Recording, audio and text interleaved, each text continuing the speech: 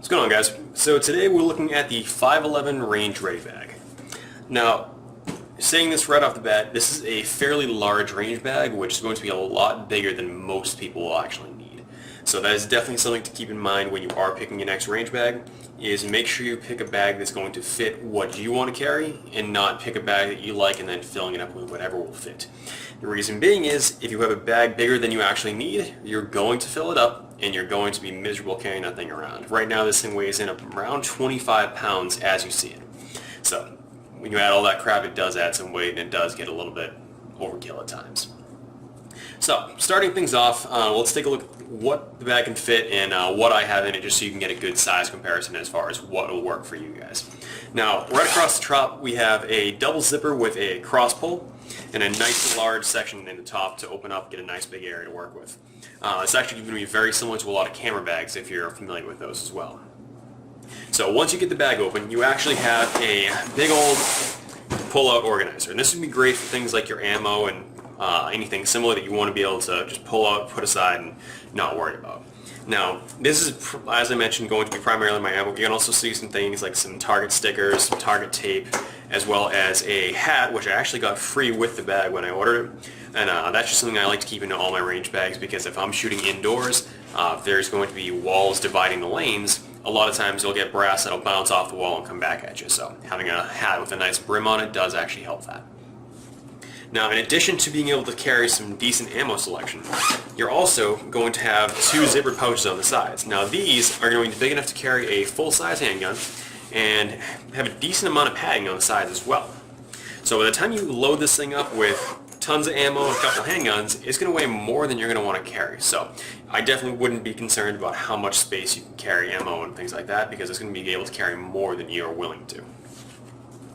Now, putting that aside, we take a look at the main section of the pouch. So we have two big pouches on the sides here, as well as the big main center section.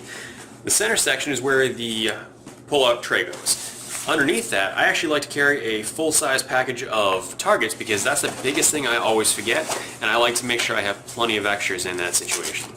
Along the sides, though, we have two more pouches that are big enough so you can fit, again, full-size handguns, even with the big padded gun runs as well as full-size staplers, things like that. And one of the things that you'll realize is that this is not a locking bag. So that is something to keep in mind. So if your state requires that you do transport your firearms in a locked container, this range bag does not comply with that. So you will need to carry a locked container within this, or do something else to accommodate your local and federal laws to make sure you are in compliance. So I'm not going to give you advice on how to do that, just make sure you are complying with all laws.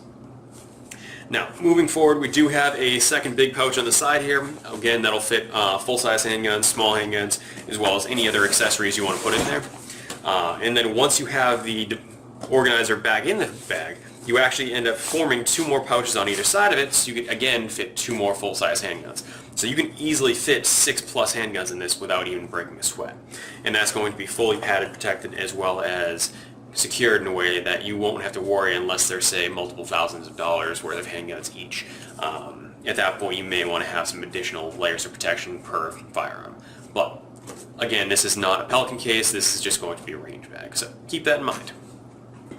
Now, once we get past the primary main pouch, we can zip this back up, get things nice and quickly closed, and here's what I was talking about the fact that it's not a locking case. So you'll notice that once you zipper this shut, there's nowhere to lock these zippers to. I mean, technically you could try to lock it over to the D-ring for the shoulder strap, but it's less than ideal, and it's going to be putting all the weight on the shoulder strap onto your zippers, and then probably lead to some premature failures. So if you do need a locking range bag, that is the biggest complaint I have about this one. It is not a locking bag. So take that with a grain of salt, make sure you are aware of that. Now, as far as how this is going to be carried, as I mentioned, the shoulder strap, you do have two primary options. You have the handle straps, which are Velcro together in the center, and that's going to be the way I tend to like to carry it, because when you get a lot of weight in here, that's going to carry it a lot better. Now, these handle straps are actually, they do go down pretty far into the bag itself, so it does have some solid security there. It's not going to rip off on you very easily. And then additionally, we have the shoulder strap, which does have a nice big padded section in the middle there. And Again, the biggest complaint I have about this one is it does rely on plastic clips here, so those could break off a little easier than I would like. I would love to have seen metal clips there. But again, that would add extra weight and a little more expense, so you got to weigh that into consideration as well. This is a fairly inexpensive bag. I think I got around $100, might have been a little more, I'm not sure offhand. Now, as far as the strap, one thing you're going to notice is the trauma pack right here. This is not something that came with the bag. This is something that I added. This is something that a lot of guys don't think to put in their range bag. It's some form of first aid or trauma kit. This is one I got from AMK. It was fairly cheap. It was like $45. And it carries all the basics you need just to get some basic dramatic blood loss stopped or at least slowed down. So you do have one of the SWAT T tourniquets. You have a packet of Quick Clot in the back here. You get some gauze, duct tape, biohazard bag, and just general gauze, things like that. It's definitely not a one-stop shop for a trauma kit, and it's not going to be sufficient if you're taking this overseas. But for a general range bag, this is a pretty good little setup, and it's not bad for cheap money, because once you start getting into things like chest seals and Israeli bandages, you add up that total very quickly, and you'll most likely get well over $100 by the time you're done. And if you're looking to stay cheap, you're not willing to put that kind of money into it, this is a nice way to go. Now, moving forward, we have a lot of pouches on the outside. So starting with the one closest to the camera, we have two fairly large, fairly thick pouches on the side here. So I'll just show you what will actually fit in there. This one's going to be primarily geared towards my things that I use to attach the targets to the target stand. So we have a big package of thumbtacks, as well as a plano case that I use for the staples for my staple gun.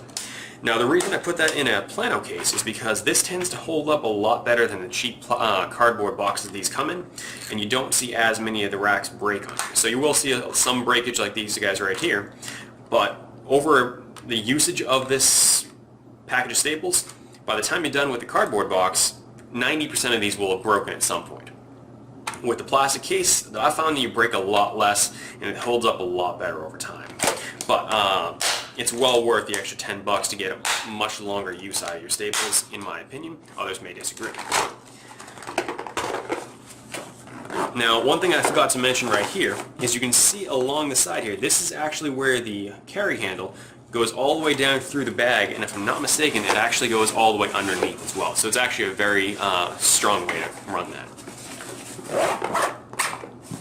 Now, moving to the left pouch, or from your perspective, the right pouch, we have the hearing protection pouch. Now, this is going to be a lot more excessive than most people will find necessary in their personal range bag, but for me, I shoot with a lot of people that don't always bring their gear, or new shooters, people taking out to the range for the first time, so I like to have more extras than I actually think I'll ever need. So, we do have my personal hearing protection, which is going to be the Howard Lay Electronics, which I absolutely love. And frankly, for under $50, they're a great way to go, especially if you don't want to drop $200-300 for a nice set of Peltor electronics. We also have a spare pair of earplugs, followed by a second set of earmuffs. These ones are going to be the Peltor shotgunners, and these are nice if I want to hand off a second set to one of the people I'm shooting with, if they forgot theirs, or someone I'm showing for the first time how to shoot.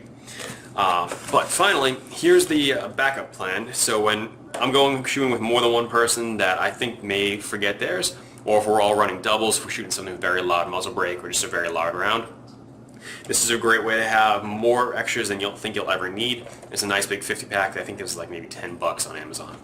They're fairly cheap, and it's easy to store away quickly. Now, as much as I would like to carry that much extra eye protection as well, it's a lot less conducive to storing that much extra eye protection in the same amount of space. So I tend to carry a few extras in my truck, but I don't have enough space to carry that many extras in my range bag as well. Now, moving along to the end pouch here, we're going to see that we do have a decent section here for some identification. Now, this is going to be good if you're going to shoot with a lot of other people that may have the same range bag as you, especially if you're going into competitions, things like that, where you may have to step away from your bag. This is going to be a great way to identify your bag. Even if you don't put your personal information on there, it's the easy way you can put something that'll identify it to you easily. But inside this pouch, we have some more pretty wide open space here. Now, this is going to just be some extras I had, some trash bags and Ziplocs with some random little parts in here that I throw in. But there's a lot more space that I have yet to utilize, and that's one thing that I have a little bit bigger bag than I actually need, so there's going to be some extra space. I'm trying to avoid just filling it up with random junk that I don't really need to be carrying. Along the other side here, we have some neat features that you don't see on a lot of range bags. The first being the one right in front of you, which this is going to be your brass bag. Now what this is for people who actually take their brass home, reload it, or just store it up for whatever the reason may be. This is a great little bag because you can fit a couple hundred rounds in here without an issue, but it also has a mesh bottom. So what's going to happen is once you put all the brass in there, all the spent powder, the dirt, any debris from the range floor is going to try to go right through there and just fall to the ground and not make a big mess of your range bag. So you're really just taking brass home as opposed to all the junk as well.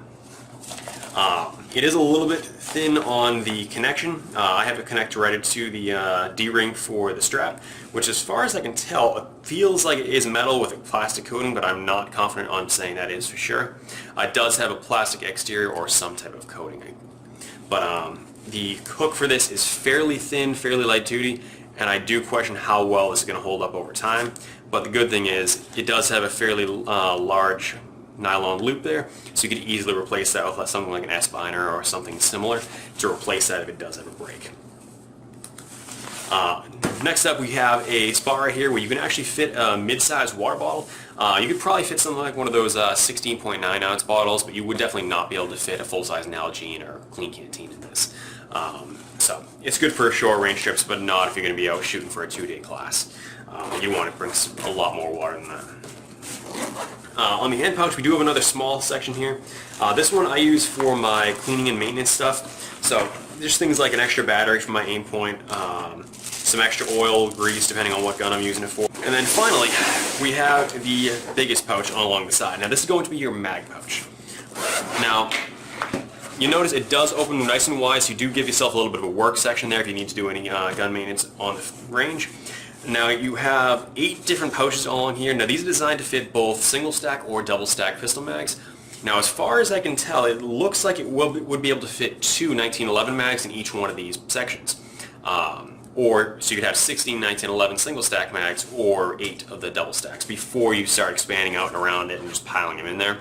If you are shooting rifles that day, or in addition to pistols, you can easily put them over here and they will just flap down and get out of your way, so you can fit plenty of AR, AK, 308 mags, whatever you're using that day.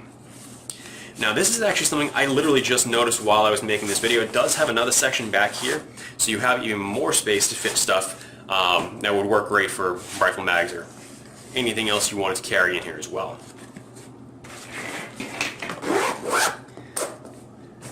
Now overall, I've had this bag for probably about 6 months now, and so far it's held up great. I've been very happy with the quality. The stitching is very thorough.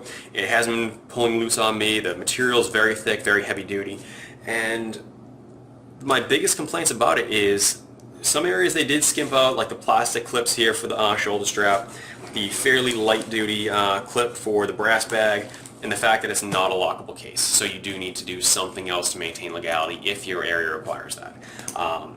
Besides those 3 complaints, I think this is a great bag, and if you do deem that your storage requirements need something this large of a bag, I highly recommend it. This is a very good bag for the money. So I hope you guys liked the video, and as always, we do greatly appreciate it if you can like, subscribe, and share the video as well. We appreciate all the support we can get for the channel.